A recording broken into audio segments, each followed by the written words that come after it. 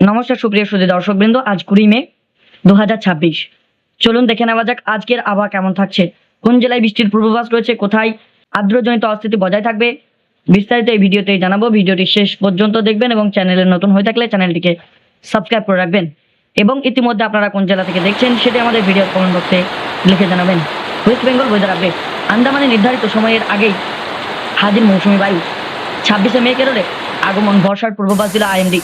উত্তরবঙ্গে ভারী বৃষ্টির সতর্কতা থাকলেও দক্ষিণবঙ্গে বজায় রয়েছে ভ্যাপসা গরম এবং অস্থিতিকর প্রভাব। নির্ধারিত সময়ের আগেই আন্দামানে বর্ষা। 26শে মে কেরলে প্রবেশের সম্ভাবনা। দক্ষিণবঙ্গে কবে স্বস্তি মিলবে চলুন জানা যাক। তীব্র দাবদাহের ফলে অবশেষে স্বস্তির খবর পেল বঙ্গবাসী।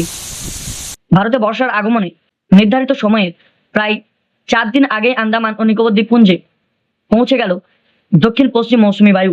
ভারতের আবহাওয়া দপ্তর আইএমডি জানিয়েছে, সাধারণত প্রতি বছর 20 মে নাগাদ আন্দামানে বর্ষার প্রবেশ ঘটে, কিন্তু এবছর বঙ্গোপসাগরে তৈরি হওয়া একটি নিম্নচাপের জেরে অনুকূল বায়ুপ্রবাহ এবং জলীয় বাষ্পের পরিমাণ বৃদ্ধি পাওয়ায় অনেকটাই দ্রুত এগিয়েছে মৌসুমি বায়ু। গত 16 মে থেকে দক্ষিণ বঙ্গোপসাগর, আন্দামান সাগর এবং নিকোবর দ্বীপপুঞ্জের বিস্তীর্ণ এলাকায় বর্ষা সক্রিয় হয়ে উঠেছে। 26শে মে কেরলে আগমন, বর্ষার পূর্বাভাস। আন্দামানের পর এবার কেরলে পালা। আইএমডির পূর্বাভাস অনুযায়ী আগামী 26শে মে নাগাদ কেরলে পৌঁছে যেতে পারে দক্ষিণ পশ্চিম মৌসুমি বায়ু। সাধারণত 1 জুন কেরলে বর্ষা ঢোকে, সেই হিসাবে এবছর প্রায় 1 সপ্তাহ আগেই সেখানে বর্ষার আগমন ঘটতে চলেছে। আবহাওয়াবিদদের মতে, কেরল যদি আগমন বর্ষা প্রবেশ করে তবে ইতিবাচকভাবে প্রভাব পড়তে পারে পূর্ব ভারতেও। সাধারণত জুনের দ্বিতীয় সপ্তাহের দিকে দক্ষিণবঙ্গে বর্ষা পৌঁছাতে পারে।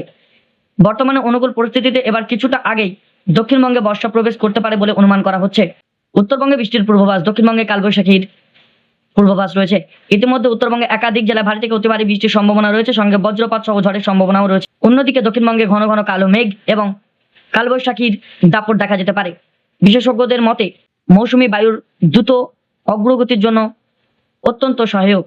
কলকাতা ও দক্ষিণবঙ্গে ভ্যাপসা গরম এবং অস্থিতিকর প্রভাব। বর্ষা আন্দামানে পৌঁছেও কলকাতা সহ দক্ষিণবঙ্গের বিস্তীর্ণ এলাকায় ভ্যাপসা গরম আর্দ্রজনিত অস্থিতি বজায় রয়েছে। শুক্রবার গভীর রাতের থেকে বিভিন্ন অংশে বিভিন্ন জায়গায় বজ্রপাত সহ বৃষ্টি শুরু হয়েছে। শনিবার দিনভর ঘামে নাজেহাল হয়েছে সাধারণ মানুষ। আবহাওয়া দপ্তরের মতে আগামী কয়েকদিন দক্ষিণবঙ্গে বিক্ষিপ্ত ঝড় বৃষ্টির সম্ভাবনা রয়েছে। মৌসুমি বায়ু পুরোপুরি প্রবেশ না করায় এই অস্থিতিকর গরম থেকে সম্পূর্ণ মুক্তি পাবে না। বঙ্গোপসাগর তৈরি হওয়া একটি নিম্নচাপের কারণে মৌসুমি বায়ু নির্ধারিত সময়ের আগেই চলে এসেছে। এর জন্য অনুকূল বায়ু প্রবাহ ও বাতাসের জলীয় বাষ্পের পরিমাণ বৃদ্ধি পাওয়ার বর্ষার গতি আগমন একটু তাড়াতাড়ি ঘটতে চলেছে। আবহাওয়া দপ্তরের ইতিমধ্যে উত্তরবঙ্গে একাধিক জেলায় বৃষ্টিপাতের সম্ভাবনা রয়েছে, সঙ্গে বজ্রপাতের সম্ভাবনাও রয়েছে।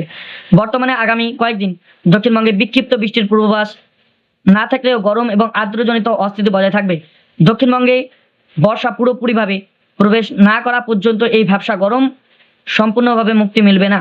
তবে কেরলে 26শে মে বর্ষা ঢুকলে এবার দক্ষিণবঙ্গে নির্ধারিত সময়ে জুনের দ্বিতীয় সপ্তাহের কিছুটা আগেই চলে আসতে পারে বর্ষা।